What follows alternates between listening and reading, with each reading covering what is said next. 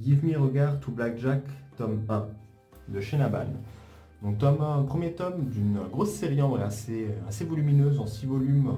qui parle un peu de médecine. Donc j'avais envie de me lancer un peu dans ce thème. Et en vrai, j'ai plutôt bien apprécié. J'avais pas forcément trop de retours sur la série, mais ça parle en gros de Ejiro, donc le mec qu'on voyait là, qui en gros a terminé ses études de médecine et va commencer à rentrer un peu au Japon dans les hôpitaux. Et on voit que c'est pas forcément tout rose, qu'il y a des endroits où il découvre un petit peu le métier, il y a des choses qui vont un peu qui l'interpellent. Il se dit c'est bizarre quand même, parce que les gens ont surtout l'impression de faire ça pour de l'argent, tu gagnes pas forcément trop de trucs et pourtant t'enchaînes un peu l'émission, t'enchaînes les trucs, les gens n'ont pas forcément trop de respect, même dans le milieu, il y a des gens un peu scrupuleux dans ce qu'ils font. Il y a quand même des personnes qui sont sympas, mais ils ont l'air un peu d'exploiter aussi, rien les premiers chapitres. Il est dans un hôpital où ils sont 3 personnes et il y a quasiment 3 personnes pour 50 patients, je crois quasiment 200 ou 250 patients qui arrivent tous les jours. Donc ça fait une grosse charge de travail. Et Jiro va être un peu confronté, dans le premier chapitre, c'est pas forcément trop spoil, mais confronté à un événement,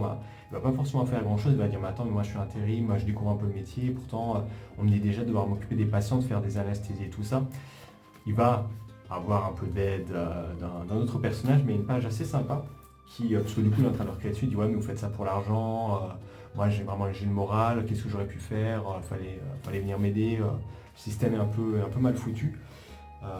Et justement, il y a un médecin qui lui dit bah ouais, mais que vient faire l'argent là-dedans, les gens, en gros, pour toi, les gens pensent que tu es un médecin, peu importe si tu as une année d'expérience ou si tu en as 20, tu es leur médecin traitant, donc tu es censé pouvoir les soigner, tu es censé pouvoir t'occuper d'eux, même si tu réussis pas, tente au moins des trucs pour réussir et voir peut-être que ça marchera, mais au moins tente des trucs, au moins tu pourras dire ok, j'ai testé, j'ai utilisé mes compétences, elles n'étaient pas forcément nécessaires, elles n'étaient pas forcément adéquates peut-être, ou si développé pour corriger la situation, pour aider un peu le patient, mais moi j'ai fait quelque chose et peut-être qu'il y a il y a des probabilités aussi que la personne reste en vie.